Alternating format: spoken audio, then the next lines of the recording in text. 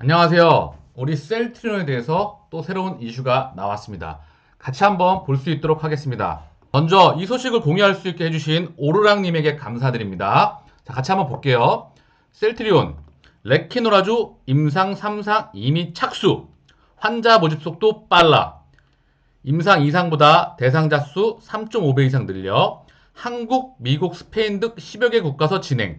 입원율, 사망률 등 유의미한 결과 낼 예정. 자, 처음부터 끝까지 같이 한번 볼게요. 레키노라주가 이미 3상에 착수한 것으로 확인됐다. 3상 시험에서는 환자 수를 대폭 늘려 유의미한 결과를 내놓겠다는 계획이다. 2월 초 다음 주죠. 조건부 허가를 앞두고 있다.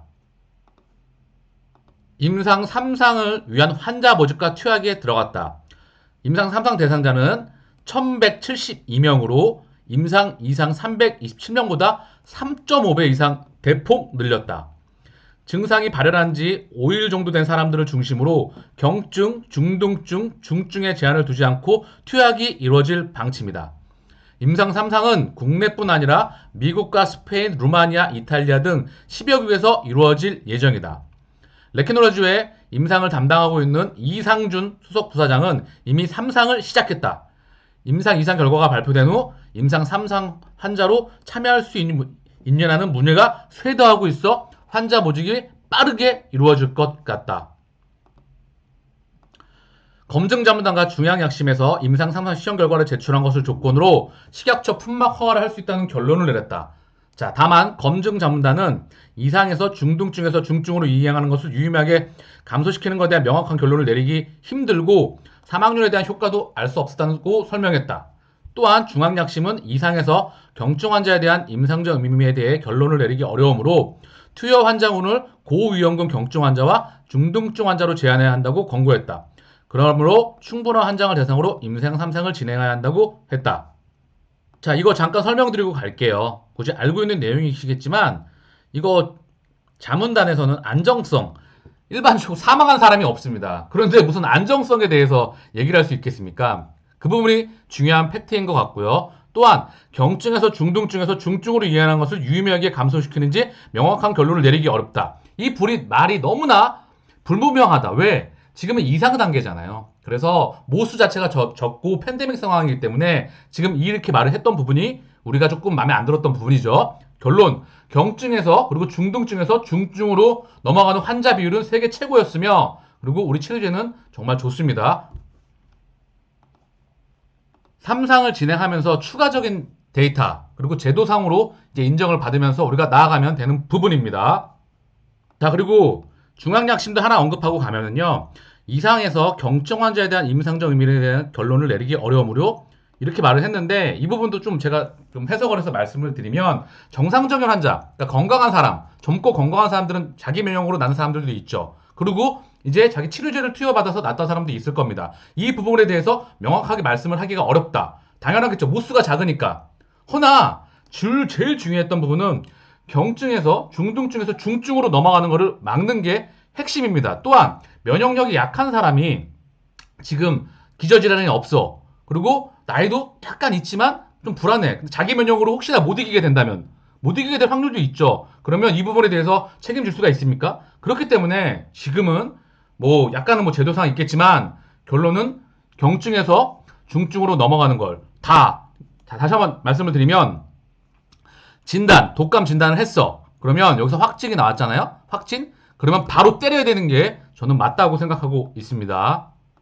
셀트리온은 임상 3상을 통해서 경증, 중등증 환자가 중증으로 이행하는 비율의 감소 여부, 사망률 감소 여부들을 중점적으로 확인할 계획이다. 충분한 수의 환자 모집으로 허가 과정에서 제기된 공고들을 해소하겠다는 방침이다. 입원율, 사망률 등 임상 이상에서 환자가 적어 유의미한지에 대한 결론을 내릴 수 없었다고 했던 부분들이 모두 해소될 것. 그렇죠. 3상에서 이 부분을 다 검증하게 될 것입니다. 셀트리온 레키노라주는 조건부 허가까지 최종점검위원회 간문만이 남아있다. 진행될 겁니다. 최종점검위에서는 검증자문단과 중앙약심의 의견을 종합해 허가 여부를 최종 결정할 예정이다. 다음 주입니다. 이 부분 중요해요. 셀트리온은 이미 10만 명에게 투여할 수 있는 레키노라주 제품 생산을 마쳤고 연내 레키노라주 250만 명분에서 300만 명분을 추가로 생산할 계획이다. 자, 우리가 200만 명분으로 생각을 했는데 250만 명분에서 300만 명분까지 추가로 생산할 계획이라고 합니다. 이거 CMO 부분도 있을 것이고 추가로 또 확인해 봐야 되겠지만 이게 사실화 된다면 250만에서 300만 명분이 사실화 된다면 과연 연내 2021년도에 연내 된다고 한다면 우리 레키노라주 이거 설명 좀 잠깐 드리고 갈게요. 중요한 데이터가 하나 또 나왔어요. 좀 체크 좀 해보고 갈게요. 지금 레키노라주가 원래 우리가 200만 명분을 생산하려고 했잖아요. 여기서 플러스 알파가 있었죠. 그런데 이게 가격이 200만 원 정도 플러스 마이너스겠죠. 아직 책정이 돼야 되겠지만 미국에서는 400만 원 초중반대 그리고 유럽에서는 대략 270만 원 정도에 책정이 됐죠. 그냥 추가적으로 또 확인을 해봐야 되겠지만 일단 이렇게 가정을 한다고 하면 200만 원 여기서 첫 번째 250만 명분에서 300만 명분까지 가게 된다면 우리 셀트리온의 매출은 어떻게 될까요? 매출 기하급수적으로 늘어나겠죠. 근데 제가 항상 매출만 말씀을 드렸는데 여기서 무서운 파괴력이 또 하나가 나옵니다. 자, 그것도 말씀을 드릴게요. 우리가 제가 어제 설명을 드렸는데 램시마 애시스 설명을 드렸고 항체 바이오시밀러 항체에서 세계적인 경쟁력을 가지고 있는 회사잖아요. 근데 항체는 특히 바이오업 중에서 바이오 의약품 중에서 부가가치가 무척 큽니다. 시밀러 그리고 베터 그리고 신약이 있을 거 아닙니까? 이 시밀러도 부가가치가 무척 큰데 램시마 SC도 부가가치가 무척 큽니다. 근데 신약 바이오약품 신약입니다. 우리 레케노라주는요. 국내에 원가 40만 원에 공급을 하게 되죠. 그러면 얘를 200만 원에 책정을 했다고 했었을 때 대략적인 영업이익률이 어떻게 나올까요? 무섭지 않겠습니까? 이거에 대한 베네핏, 추가적인 주가에 대한 아니면 추가에 대한 회사에 대한 경쟁력. 그래서 신약이 무서운 겁니다. 물론 임상 3상을 추가적으로 하고 지금은 긴급 허가, 승인에 나가는 부분이기 때문에 추가적으로 데이터 확보가 필요하겠지만 일단 해외 수출로 됐을 때 200만 원에서 40만 원을 한다면 가정을 했었을 때 과연 숫자로 얼마나 찍을 수 있을까요? 자, 보겠습니다. 영업이익률 80%가 나옵니다. 신약의 파기력 200만 원으로 잡았을 때 영업이익률 80%가 나와요. 정말 무섭습니다. 대단한 파기력이죠. 물론 이 부분은 이제 순이익에서 다시 점검을 해야 되겠지만 램시마 SC도 부가가치가 큽니다. 그리고 항체 바이오 시밀러도 부가가치가 무척 크죠.